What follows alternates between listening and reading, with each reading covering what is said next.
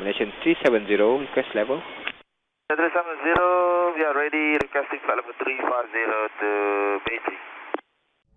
On March the 8th, 2014, at 12:41 a.m. Malaysian time, Flight 370 departed from Kuala Lumpur. It was scheduled to arrive at the Chinese capital Beijing at 6:30 of the same day.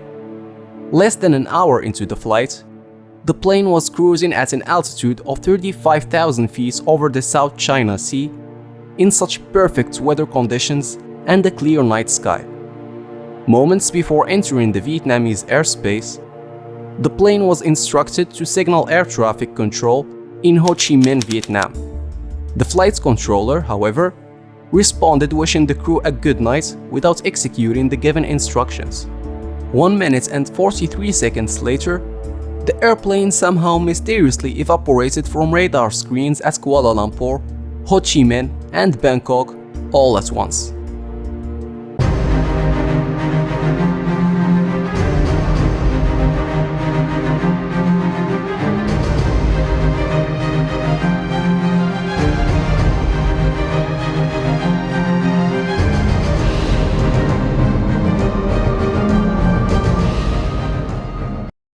Before we start, make sure to subscribe and hit that bell to turn on notifications.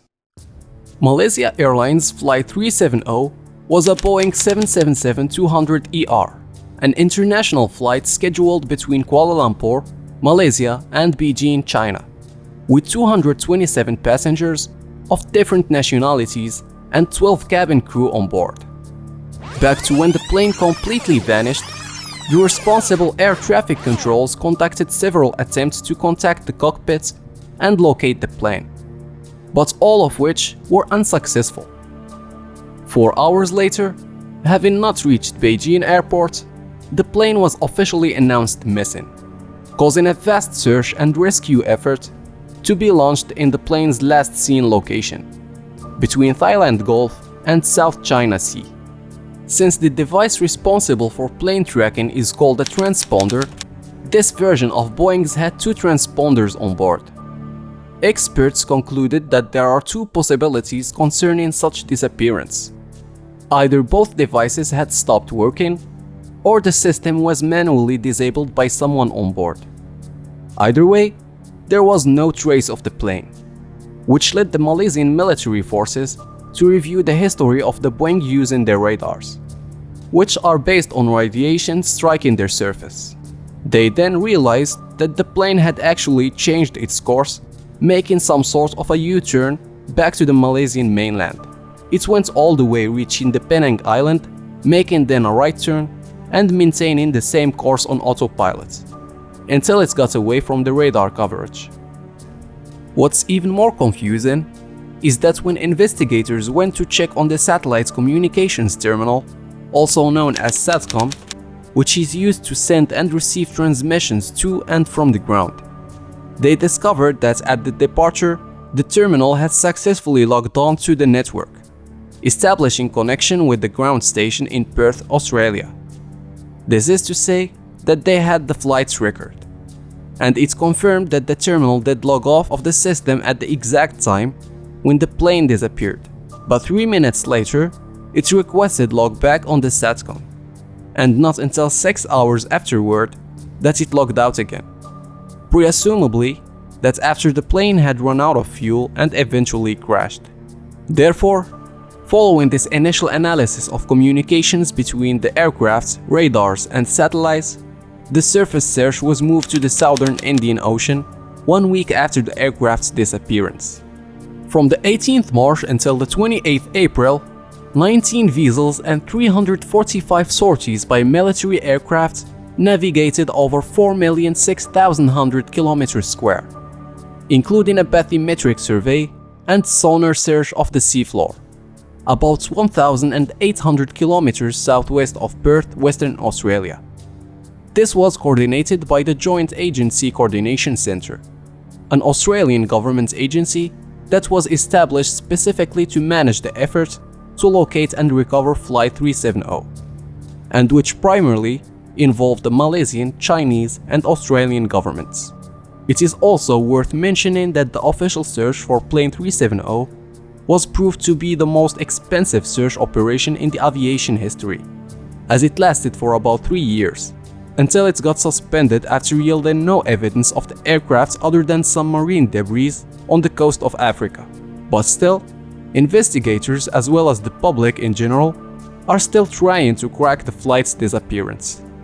As for the underwater operations, they cost a total of $155 million, as the search area was expanded after the Malaysian government revealed additional information about the plane which was flown by the 27-year-old Fariq Abdul Hamid, a first officer for whom it was a training flight, the last one before he would be fully certified. His trainer was the pilot in command named Zahari Ahmad Shah, who at 53 was one of the most senior captains at Malaysia Airlines. He was married and had 3 adult children. He lived in a gated development and owned 2 houses, in one of which he had an elaborate Microsoft flight simulator installed. He flew it frequently and often posted to online forums about his hobby. While the search has been going on, about 18 pieces were discovered in different areas. These pieces initially sparked speculation that a fire had broken out on board MH370, as they appeared to have burn marks or discoloration caused by burning. But the Australian Transportation Safety Bureau found that the discoloration was caused by the presence of resin.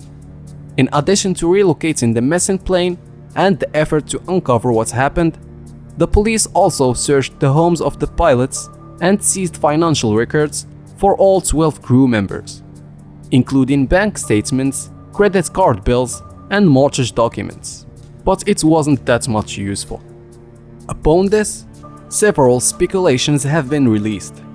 Media reports claimed that Malaysian police had identified Captain Zahari as their prime suspect, in case it turned out that a human intervention were the cause of Flight 370 disappearance. You are probably trying to figure out why would the authorities link the disappearance specifically to Captain Zahari. Well, in 2016, a leaked American document stated that a route on the pilot's home flight simulator closely matched the projected flight over the Indian Ocean, according to the FBI analysis of the flight simulator's computer hard drive. Still, this did not strongly prove the pilot's involvement. Moreover, some of the theories of the mysterious disappearance of Flight 370 were that pilot Zahari Ahmed planned mass murder because of personal problems, locking his co-pilot out of the cockpit, closing down all communications, depressurizing the main cabin, and then disabling the aircraft so that it continued flying on autopilot until it ran out of fuel. That was the popular theory in the weeks after the plane's disappearance. His personal problems, rumors in Kuala Lumpur said, included a split with his wife, Fiza Khan, along with his fury that a relative, opposition leader Anwar Ibrahim, had been given a 5-year jail sentence for sodomy, shortly before he boarded the plane for the flight to Beijing.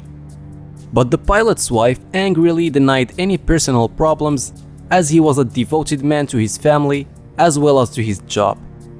Within the same context, theories put co-pilot Fariq Abdul Hamid as a suspect, again for personal problems. He was suspected by rumor spreaders to have overpowered the pilot and disabled the aircraft, flying it to its doom, with crew and passengers unable to get through the locked cockpit door. Theorists have put forward the suggestion that he was having relationship problems, and this was his dramatic way of taking his own life. But he was engaged and to be married to Captain Nadira Ramli, a 26-year-old fellow pilot from another airline. He also loved his job, thereby no solid reasons for him to have taken any fatal actions. Furthermore, some even went to blame it on the US. The conspiracy theory claimed that the Boeing 777 was shot down by the Americans who feared that the aircraft had been hijacked and was about to be used to attack the US military base on Diego Garcia Atoll in the Indian Ocean. Similarly speaking, former French airline director Marc Degaine said he had been warned by British intelligence that he was taking risks by investigating this angle.